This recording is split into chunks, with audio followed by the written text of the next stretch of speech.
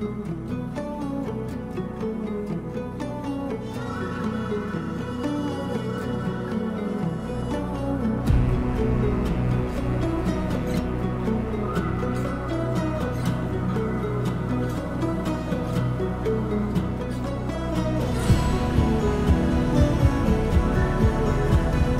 Guys, నేను మీ పెరుగు packet. Visakhapatnam నుంచి మనం మధురై వచ్చి చాలా కాలం అయింది కాబట్టి ఇక్కడ నుంచి ఎక్కడికైనా కొద్దిగా రిలాక్సింగ్ ప్లేస్ వెళ్దామని చెప్పి సుమారు 6 to 7 months తర్వాత ఈ ట్రిప్ నేను ప్లాన్ చేయడం అనేది జరిగిందనమాట. అయితే ఈరోజు పొద్దున్న సుమారు 1 గంటకి నేను మధురై నుంచి కొడైకెనాల్ రావడం అనేది స్టార్ట్ అయింది. అయితే మనకి డాష్ క్యామ్ ఉంది కాబట్టి ఆ వీడియోస్ యూట్యూబ్లో ఫుల్ లెంత్గా అప్లోడ్ చేస్తాం. ఆ ప్రయాణం ఎలా జరిగింది, ఏంటి, మార్గం మధ్యలో ఎక్కడ ఆగాము అని చెప్పి. బట్ ఒక షిఫ్ట్ అంటారు చూడండి, కల్చర్ షిఫ్ట్ అంటే ఒక ప్రదేశం నుంచి ఇంకో ప్రదేశం సుమారు 120 కిలోమీటర్ల దూరంలో ఇంత షిఫ్ట్ ఉంటుందా అన్నది చాలా ఆశ్చర్యంగా అనిపించింది అనమాట. ఎందుకంటే మధురై మండుటెండల్ నుంచి కొడైకెనాల్లో మంచుల్లోకి రావడం అన్నది ఒక అద్భుతమైన ప్రయాణం.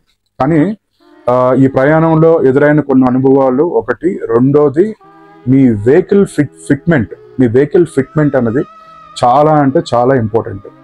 ఎలా చెప్పాలి, మీకు బాగా అర్థమైన భాషలో చెప్పాలంటే మన అరకుకి కాస్త అడ్వాన్స్డ్ వర్షన్ అనమాట ఈ కొడైకెనాల్ అన్నది.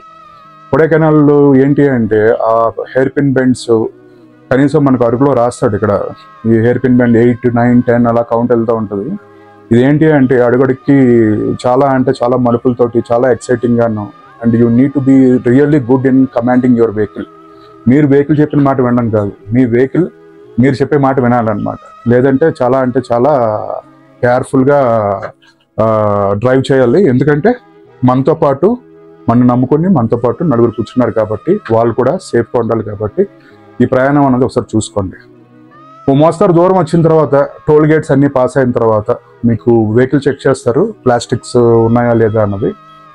మేము ఉన్న వాటర్ అంతా తాగేసి కడుక్కోవడానికి పెట్టుకున్న వాటర్ తోటి విండ్షీల్డ్ క్లీన్ చేసుకుని బాటిల్స్ అన్ని వాళ్ళకి హ్యాండ్ ఓవర్ చేసి సెకండ్ ఇచ్చేసి అక్కడి నుంచి బయలుదేరిపోయాం అనమాట. అది అయిపోయిన తర్వాత మీరు వెళ్తున్నప్పుడు ఖచ్చితంగా ఈ పాస్ అని ఒకటి ఉంటుంది. ఆ ఈ పాస్ మీరు ఏ డేట్ ఎంట్రీ అవుతున్నారు, ఏ డేట్ ఎగ్జిట్ అవుతున్నారు అన్నది మీరు మెన్షన్ చేసుకోవాలి. మెన్షన్ చేసి ఆన్లైన్ అది మీరు ప్రింట్అవుట్ తీసుకుని, మనం స్టీరింగ్ ఉంటుంది కదా దాని మీద ఒక క్లిప్ లాగా ఇస్తాడు, అంటే సన్ అది పడకుండా. సహజంగా నేను ఇలాంటి డాక్యుమెంట్స్ అక్కడ పెడతా ఉంటాను అనమాట. ఈ పాస్ ఇరుకా అని ఎప్పుడైతే అడిగారో అతను ఇరుకు అని చెప్పి నేను ఈ పాస్ అవ్వడం అనేది జరిగింది. ఈ పాస్ నేను పాస్ అయిపోయాను కాబట్టి ఏ ప్రాబ్లం లేకుండా ముందుకు రావడం అనేది జరిగింది. అలా అయిన తర్వాత రోడ్ ట్రాన్స్పోర్ట్ అథారిటీ వాళ్ళు పొల్యూషన్ చెక్స్ అవి చేస్తున్నారు. చాలా జాగ్రత్తగా ఉండండి. మీ వెహికల్కి పొల్యూషన్ ఉందో లేదో చూసుకోండి. ఎందుకంటే ఒక ఫ్రెజైల్ అంటే చాలా పదిలంగా ఒక చిన్న బేబీ లాగా ఈ కొడైకెనాల్ని కాపాడుకుంటున్నారనమాట, లిటర్ అవ్వకుండా, పొల్యూషన్ అవ్వకుండా. సో వెహికల్ ఫిట్మెంట్ అన్నది చాలా అంటే చాలా ఇంపార్టెంట్ ఈ ప్రయాణంలోని. లేదు అంటే భారీ జరిమానాలు వేస్తారు. ఆ జరిమానా వేసినప్పుడు మనం ఫోన్పేలో పే చేసేద్దాం కదా, గూగుల్ పేలో కొట్టేద్దాం కదా అంటే ఆ స్పాట్ ఎలాంటిది అంటే అక్కడ సిగ్నల్ ఉండదు అనమాట.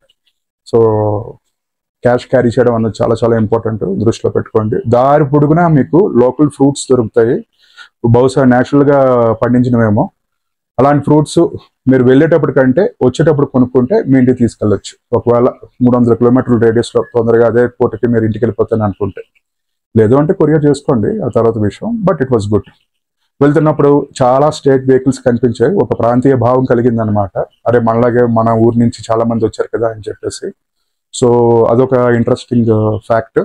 కాకపోతే సిల్వర్ క్యాస్కేడ్ అనే ఒక వాటర్ ఫాల్, అది బహుశా ఆన్వాయితీ అనుకుంటా.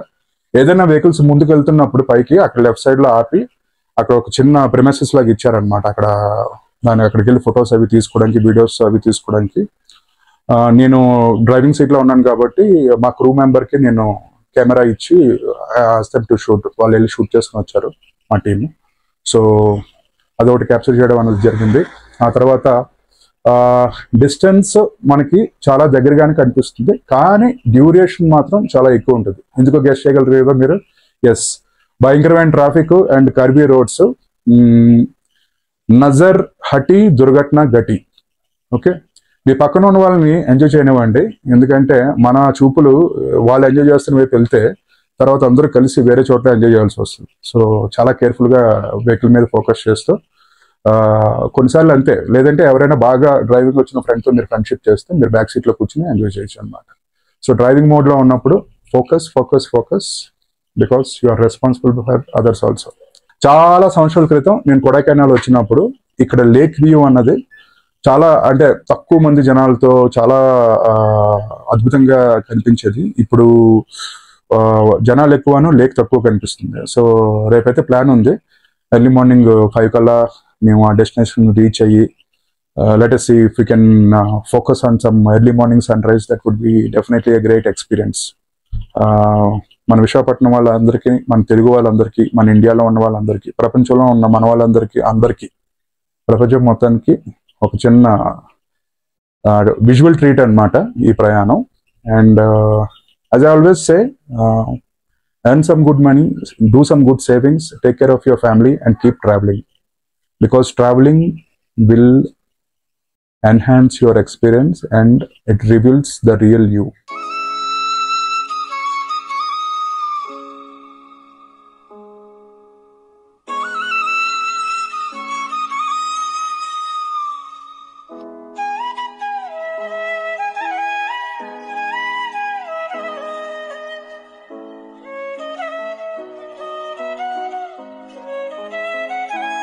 ఫస్ట్ చూడడానికి వచ్చిన ప్లేస్ అప్పర్ లేక్ వ్యూ.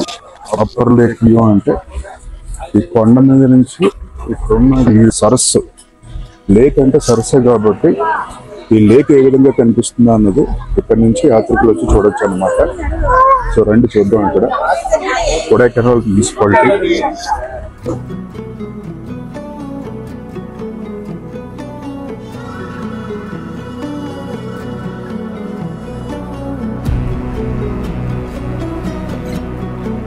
కాకపోతే నాకు అనిపించింది ఏంటంటే బహుశా టూరిజం ప్రాసెస్ ఎక్కువ అవడం వల్ల చాలా అంటే చాలా కంజెస్టెడ్గా ఉంటాయి హౌసెస్ ఇక్కడ. అదే నేను చూసాను అనమాట. అంటే చాలా కంజెస్టెడ్గా కట్టుకున్నారు. బట్ కొన్ని లొకేషన్స్లో ఇండివిజువల్ హౌసెస్ బిల్డప్ చేసుకున్నారు. అవి చాలా అంటే చాలా బాగున్నాయి. కమ్మని ఈ ప్రేమ లేఖనే రాసింది హృదయమే. ఏ సినిమా గుర్తొస్తుంది? రీసెంట్గా వచ్చిన మంజుమల్ బాయ్స్ కదా. అయితే ఆ సినిమాలో గునా కేవ్స్ బ్యాక్డ్రాప్ కింద తీసుకుని వాళ్ళు ఈ మూవీ షూట్ చేయడం అనేది జరిగింది.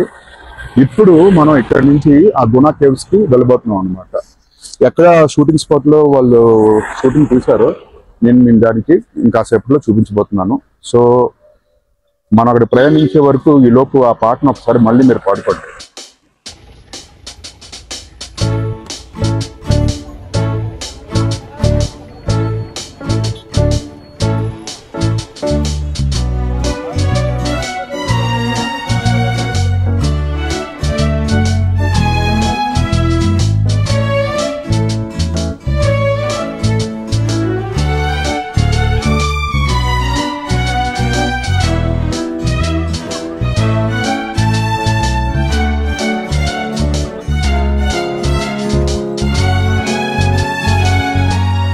ఏదో పర్వతాలు ఎత్తున్నట్టు అనిపిస్తుంది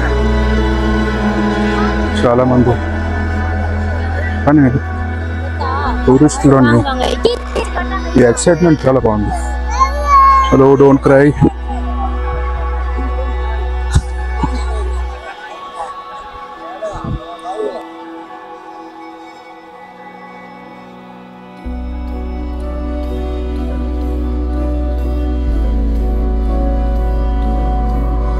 అస్సలు ఏదో ఒకటి చూడాలని ఆతృత తప్పించి గవర్నమెంట్ తరఫు నుంచి ఎలాంటి ప్రాపర్ అరేంజ్మెంట్స్ జరగలేదు. ఇక్కడ చాలా అన్ఆర్గనైజ్డ్గా ఉంది. ట్రాఫిక్ అంటే పిక్స్ అన్నమాట. పొరపాటున ఇక్కడ జరగకుండా ఏమైనా జరిగింది అంటే మెడికల్ అసిస్టెన్స్ ఇవ్వడానికి కూడా ఎవరు లేరు. అంత భయంకరమైన సిచ్యువేషన్లో, అంటే ఇంత టూరిజం వస్తారని తెలిసినప్పుడు ముందుగానే ఆర్గనైజ్డ్గా ఉండాలి. But they fail to do it. Very disappointing. But let's see Guna caves.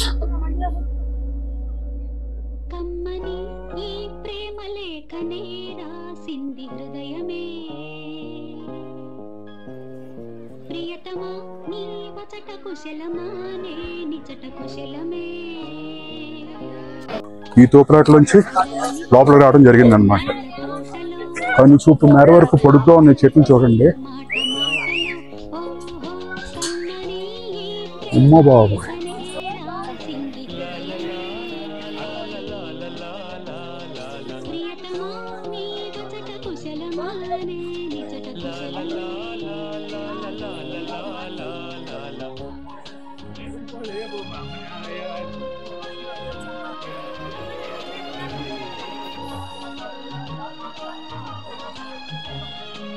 అట్టకేలకు పెరుగు ప్యాకెట్ ఈ గుణా కేవ్స్ డెస్టినేషన్ చేరుకోవడం జరిగింది.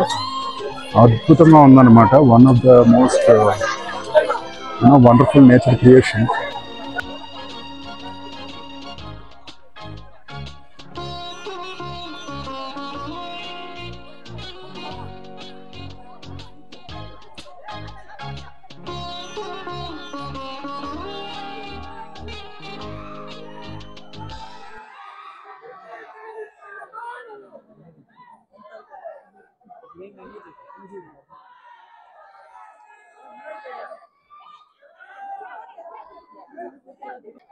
ఎక్కడో విశాఖపట్నం నుంచి ఇక్కడికి కొడైకెనాల్లో ఉన్న గుణా కేవ్స్ కు వచ్చి ఇది షూట్ చేసి మీ అందరికీ చూపించడం అన్నది ఒక థ్రిల్లింగ్ ఎక్స్పీరియన్స్.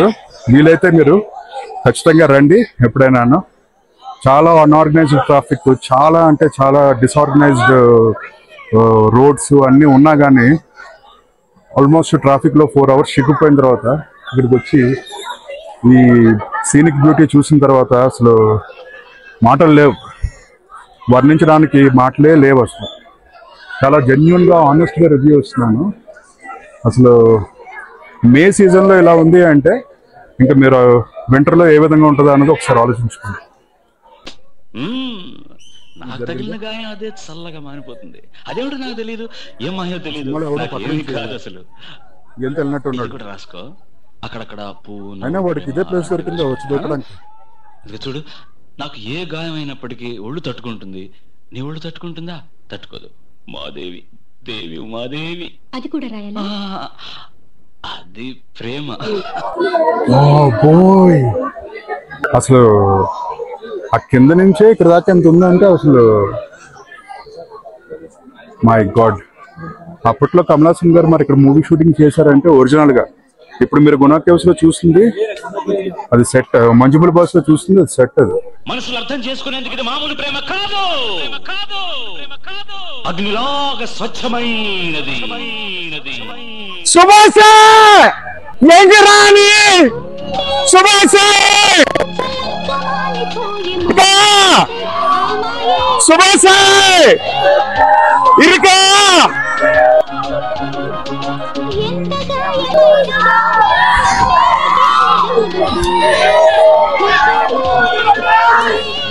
వెనికి రాని వెర్రి ప్రేమ కన్నీటి ధారలోన కరుగుతున్నది. నాదు శోకమోపలేక నీ గుండె బాధపడితే తాళనన్నది. మనుషులెరుగలేరు మామూలు ప్రేమ కాదు, అగ్ని కంటే స్వచ్ఛమైనది. మమకారమే ఈ లాలి పాటగా రాసేది హృదయమా, ఉమాదేవిగా శివుని అర్ధభాగమైనాలోన నిలువుమా. శుభ లాలి లాలి జో లాలి లాలి జో, ఉమాదేవి లాలి జో లాలి లాలి జో.